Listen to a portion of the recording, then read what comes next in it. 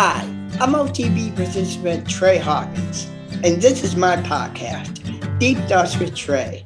On the podcast, I interview intelligent people, what they do in life, how they got to where they are now, and what steps they took to get there. If you want to find out what Outside the Box is all about, go to YouTube and search Outside the Box Indianapolis to find our channel. Make sure to like it and subscribe. Happy New Year, everybody. Welcome back to the Deep Thoughts Podcast. My name is Trey, your host. We have a glorious interview today. Today is the first edition of Deep Thoughts of the brand new year. But before we get started, I'd like to say, if there's anyone who's not heard of Outside the Box, go to YouTube, type in Outside the Box Indianapolis, and subscribe. We have 76 subscribers already. We're looking to go up. Give it a 5-star rating and send in some comments. If you want to know about Deep Thoughts with Trey, go to YouTube, type in Deep Thoughts with Trey. That's T-R-E. Now, we have the Associate Director of Outside the Box with us, Emmy here. Emmy, how are you? I'm good. How are you? I'm doing good. You've been the Associate Director for 3 months, and I want to hit on that later, but first of all, my first question is, what made you, how did you get started with Outside the Box? How did you hear about it? In the very beginning? Yes.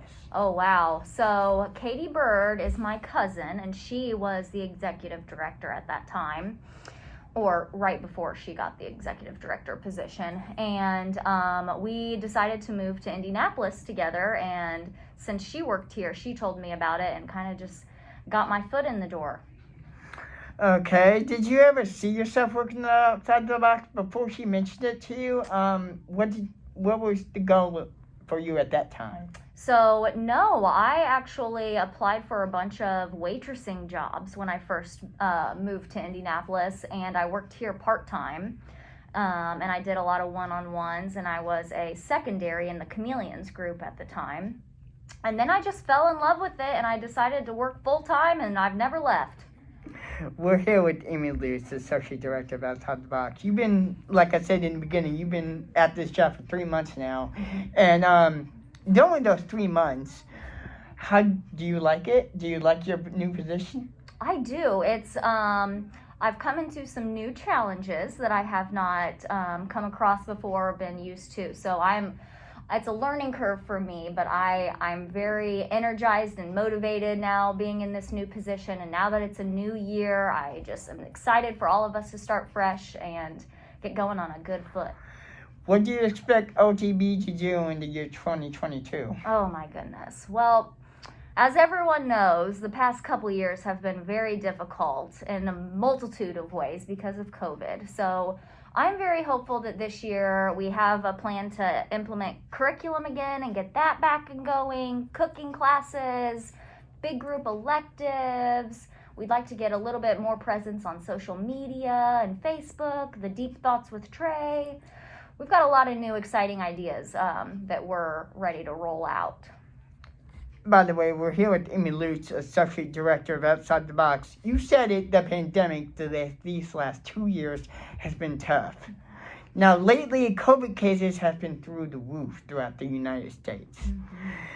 My question for you, is Outside the Box going back to all virtual, or what's your plan behind that? Any talks about that? No, so right now we're prepared to go all virtual again if we need to do that. But right now I think that we have a really good plan in place to be as safe as we possibly can to try to eliminate spread or exposure, whether someone has possible COVID symptoms or cold and flu symptoms, because that's really big right now as well. So we have a really good plan in place right now, I feel like, to keep everyone as safe as we possibly can. Do you think that this year could be the return of outings? Man, I hope so. I really, really do. I know that is one thing with Outside the Box that all of the participants and staff really, really enjoy. So I'm hopeful that we will be able to get back to it. But again, who knows with COVID, because we never know what's going to happen with that. Emmy Lewis is with us, joins us. She's the Associate Director of Outside the Box. Now, the Colts. Big games this Sunday. Big game, Jacksonville. In Jacksonville, what are your expectations that you have for this game? Well, we've got to win. Well, yeah, of course. So I'm hoping for a W so we can win. We got to stay in the playoffs. We want a playoff spot. So that's what I'm hoping for and striving for, that we won't be done. We had a chance to clinch it last week and at home against Las Vegas, but we did not get the job done. We sure didn't. I'm overlooking this game. I think Jacksonville is terrible.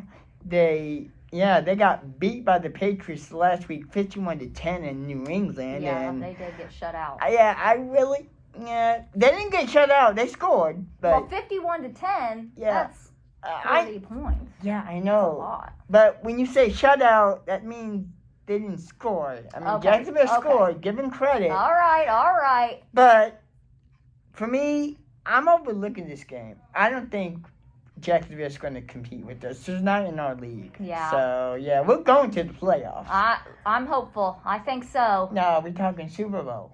Oh. It's our team, so obviously I'm going to wish and hope that they're going to make it to the Super Bowl.